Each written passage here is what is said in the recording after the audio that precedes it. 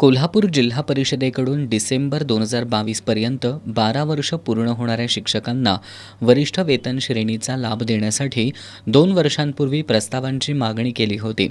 मात्र 2 वर्ष होतली तरीही या वरिष्ठ वेतन श्रेणीच्या प्रस्तावाला मंजुरी मिळालेली नाही. प्रशासनाकडून याबाबत वारंवार त्रुटी काढण्यात येत आहेत.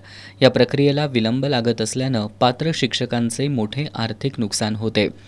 1 नोव्हेंबर 2005 नंतर नियुक्त झालेल्या शिक्षक कर्मचाऱ्यांना अंशदायी पेन्शन योजना म्हणजेच DCPS या नावाची पेन्शन योजना सुरू करण्यात आली होती. ही योजना केंद्र शासनाच्या राष्ट्रीय पेन्शन योजनेमध्ये म्हणजेच NPS मध्ये समाविष्ट करण्यात आली आहे. त्यामुळे DCPS योजनेतील कर्मचाऱ्यांच्या रक्कमा NPS मध्ये वर्ग करण्याची प्रक्रिया सुरू आहे. मात्र यात अडचणी निर्माण होऊन या प्रक्रियेला विलंब लागतोय.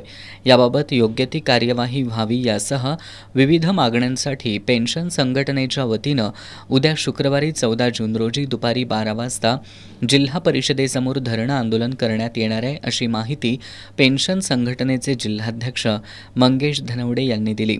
या धरणे आंदोलनामध्ये शिक्षकांनी मोठ्या संख्येनं सहभागी व्हावं असं आवाहन त्यांनी केलंय.